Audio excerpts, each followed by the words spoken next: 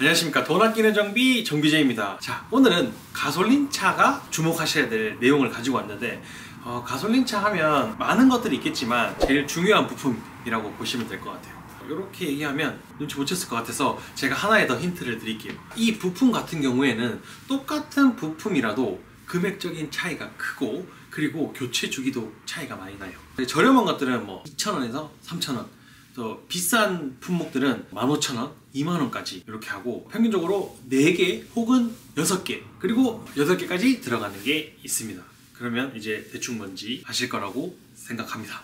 자, 그러면 오늘 이거에 대해서 같이 한번 얘기해 보도록 할게요. 자, 오늘의 교체 품목은 점화 플러그입니다. 점화 플러그는 디젤에는 없는 부품이고요, 가솔린에만 해당되니까 가솔린을 타시는 차주분들은 주목하세요. 시작할게요.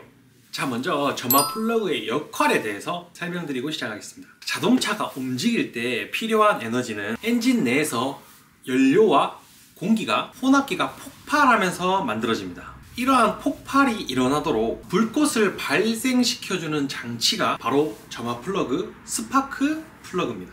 엔진 종류에 따라 4기통, 6기통으로 나뉘고, 4기통이면 4개의 점화 플러그, 6기통이면 6개의 점화 플러그가 들어갑니다. 엔진 실린더의 내부는 폭발 행적마다 엄청난 고온의 열과 순간적인 폭발이 발생하기도 하는데요, 때문에 장기적으로 사용했을 때는 점화 플러그가 손상이 일어날 수밖에 없는 구조로 만들어져 있습니다. 요즘에는 일반 플러그보다 성능이 향상된 백금 플러그를 기본적으로 장착되어 있는데요, 수명이 다해서 교체를 할 때 일반 플러그에서 백금 플러그로 업그레이드 시켜서 교체하는 경우도 많다고 합니다. 일반 플러그의 교체 주기는 약 3만 km 정도 보시면 되고요, 백금 플러그 교체 주기는 8만 km 정도 생각하시면 됩니다. 자, 운전자 입장에서 당연히 일반 플러그는 3만 km마다 교체를 하셔야 되고 또 공인비를 지불을 하셔야 되지만, 백금 플러그 같은 경우에는 그 주기가 길기 때문에 처음 갈 때는 백금 플러그가 비쌀 수 있지만 전체적으로 봤을 때는 조금 더 경제적이라고 볼 수 있습니다. 그리고 백금 플러그도 있고 이리듐 플러그도 존재하거든요. 백금의 경우 6에서 8만 km 주기를 가지시면 되고요, 혹시 이리듐을 사용하시는 차량 같은 경우에는 12만 km에서 16만 km 사이를 사용해 주시면 되겠습니다. 그리고 점화 플러그에 이렇게 숫자가 적혀 있는데 그걸 보고 열가 확인이라고 하거든요. 열가는 생각보다 중요한 포인트이기 때문에 차량의 열가를 확인을 하고 그 열가에 맞게끔 점화 플러그를 사용해 주시면 연비에 직접적인 영향을 갈 수 있습니다. 자동차의 종류마다 엔진 배기량, 냉각 효과, 연료 소비율, 압축비 등이 다르기 때문에 점화 플러그의 종류도 열가에 따라 종류별로 다양하게 나와 있습니다. 점화 플러그의 열가가 숫자가 높을수록 열을 방출하는 면적이 넓어서 열의 방출이 빠른 냉형 타입이라고 하고, 열가의 숫자가 낮을수록 열의 방출이 느린 열형 플러그라고 나뉩니다.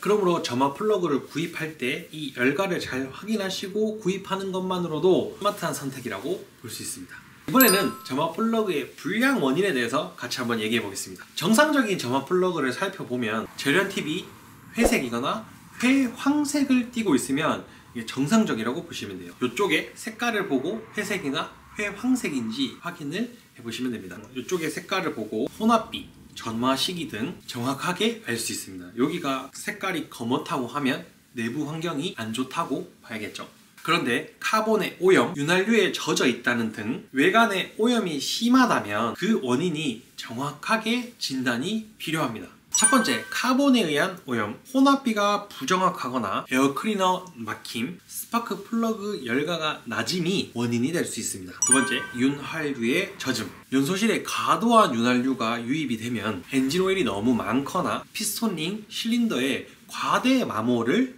생각할 수 있습니다. 세 번째, 전극 부분이 녹음. 연료의 품질 자체가 불량하거나 점화 장치의 결함 또는 과열에 인한 손상이라고 볼 수 있습니다. 그 외에도 다양한 원인들이 있을 수 있지만 대부분 요 세 가지의 원인들로 인해서 점화 플러그의 불량들이 일어나기 때문에 점화 플러그를 빼셨을 때 점화 플러그의 색상만 보고도 내부 환경을 확인이 가능하기 때문에 점화 플러그를 교체하면서 내부 환경이 안 좋으면 점화 플러그만 교체하는 것이 아니라 다른 것들도 한 번쯤 점검해 보는 것을 추천드리겠습니다. 이제 그 점화 플러그에 대해서 제가 간단하게 설명을 드렸는데 같이 교체를 하면서 점화 플러그 이렇게 교체하는 거구나 라는 것들을 보시면 좋을 것 같아요. 점화 플러그 교체하러 가보시죠. 자, 이 차는 그랜저 HG 3.0 차량이고 13만 킬로를 타셨어요. 그때까지 한 번도 플러그 코일을 교체하신 적이 없다고 하더라고요. 그래서 같이 빼가지고 환경은 어떤지 그리고 교체는 어떻게 하는지 한번 보여드리도록 하겠습니다. 6기통이라서 다 찍으면 시간이 오래 걸리기 때문에 제가 앞에 거 먼저 빼가지고 보여드릴게요.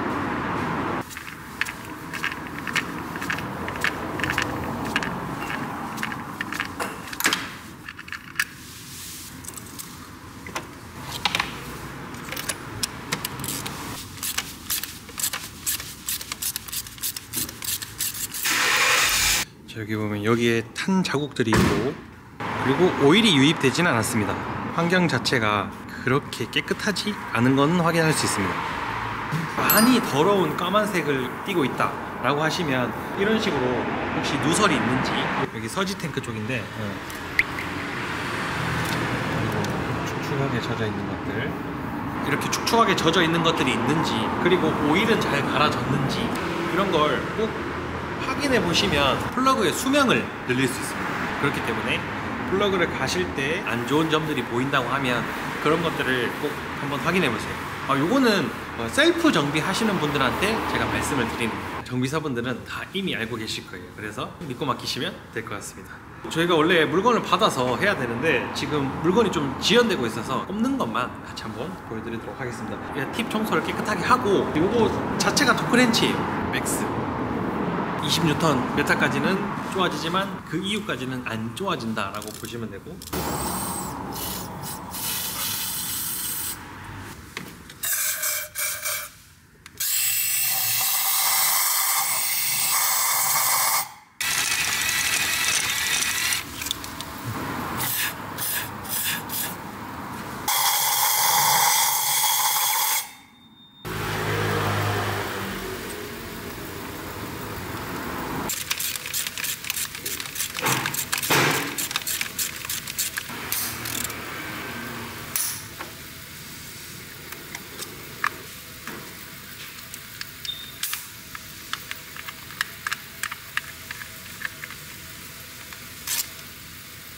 플러그는 보시다시피 교체하는 거는 정말 그렇게 어렵진 않습니다. 하지만 플러그를 잘못 교체했을 때는 엔진을 바꿔야 될 수도 있거든요. 제가 토크렌치를 사용하는 이유는 플러그는 잘못 잠가서 너무 세게 잠궜다거나 그렇게 했을 때는 엔진 위에 헤드를 아예 바꿔야 될 수도 있는 그런 최악의 상황이 될 수도 있기 때문에 토크렌치를 사용하는 거고, 혹시 셀프 정비로 도전해 보시고 싶은 분들은 꼭 토크렌치를 사용해서 한번 도전을 해보시고, 점화 플러그는 가솔린 차량의 연비에 직접적인 관여를 하기 때문에 플러그 코일만 관리 잘 해주셔도 차량의 성능이 굉장히 좋아질 수 있습니다. 내 차가 8만 킬로 정도 됐다 그러면 꼭 플러그를 확인하고 교체해 주시길 바라겠습니다. 오늘 영상 잘 보셨다면 구독과 좋아요 부탁드리겠습니다.